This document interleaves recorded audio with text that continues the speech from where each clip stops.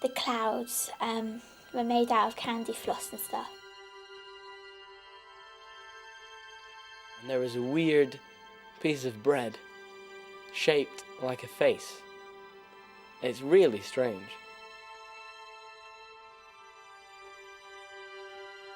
Stuck his head out through the door and said, "You got through to the next round." And then I was thrilled. I thought that's really exciting.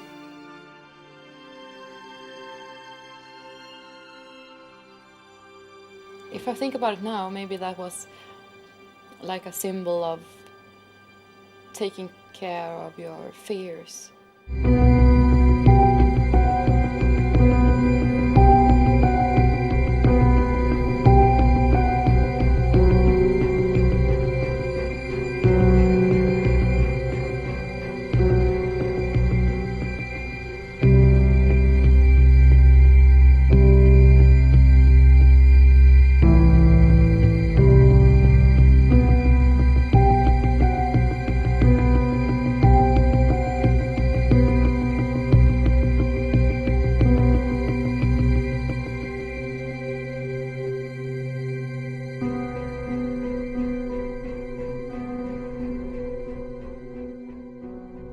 I was on a plane, and my worst nightmare comes true. The plane starts shaking, there's turbulence, and all of a sudden, we're going down.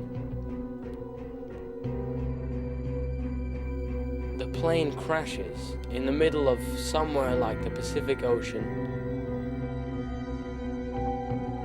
Half or more of the people on the plane are dead. But one window next to where I'm sitting has been broken open, and I can get through that window into the water. Now when I'm in the water, two scuba divers, out of nowhere, a man and a female, come, and one of them takes my left hand, one of them takes my right hand, and they guide me through the water. Of course, at this stage it would mean I'm holding my breath, because I didn't have an oxygen mask like they did.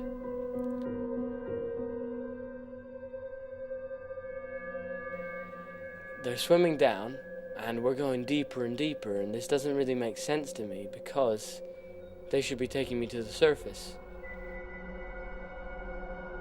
And I start getting scared.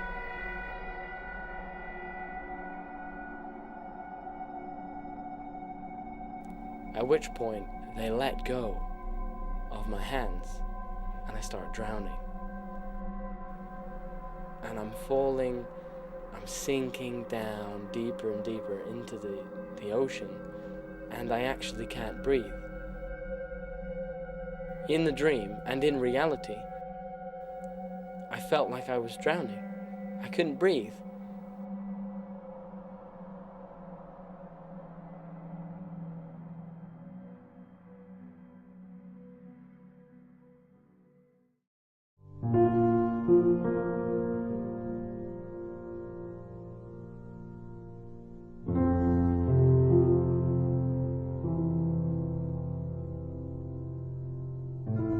My little brother was sitting in my mom's car. She had stopped on top of a hill to go and get some petrol. She walked out of the car, and it took like 5 minutes before she was coming back, and we saw her coming, and the car rolled down the hill. And my brother, he screamed, and I was just like, oh my God, what am I going to do now? And I didn't know how to drive, and I started to panic, and then all of a sudden I just take my seatbelt off and jumped forward to the steering wheel. Then I tried to like steer it and push the brakes, but I couldn't. So the car just rolled down the hill really, really fast.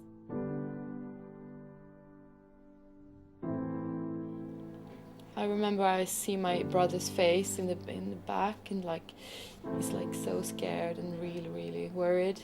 And I remember also I was like thinking like, oh, why is this car rolling and why isn't our mom here, and how are we going to solve this?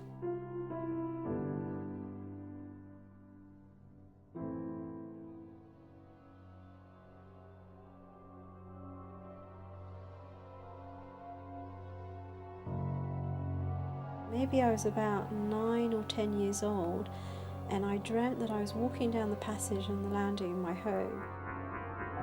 I was sort of confused. I didn't know what was going on in my life.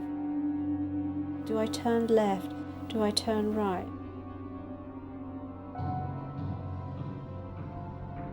And then I chose to go to my parents' room because that's where I felt safe. And when I removed the blanket, my father came out and just he put his arms out to hug me. And then as I moved the blanket further, a replica of him came out. He said, "I'm your father." I said, "No, don't listen to him, I'm your father." And it was this thing.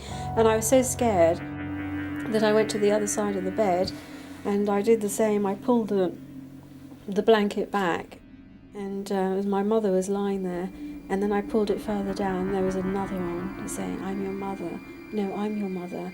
And this conflict, it was so, so scary.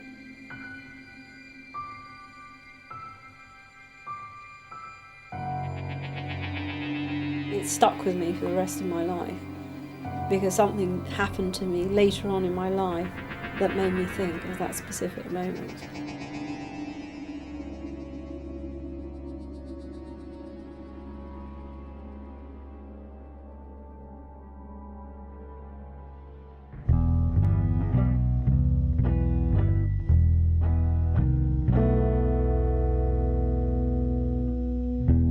I was walking through a door and then I came into a land. Like, you know Willy Wonka and the Chocolate Factory? The clouds were made out of candy floss and stuff. Like, everything was edible. And then I stuck my fingers and they tasted of sugary water sort of stuff, like icing.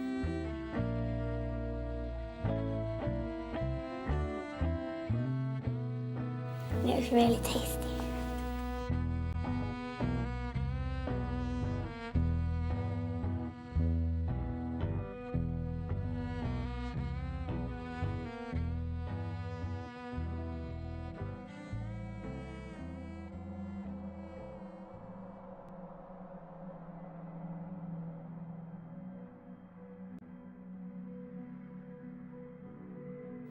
At which point I woke up.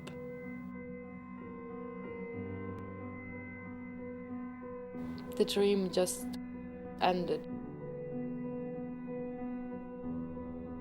And then I woke up.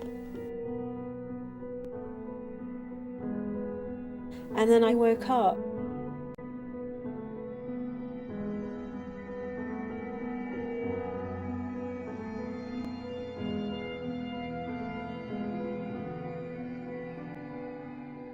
When we wake up from a dream,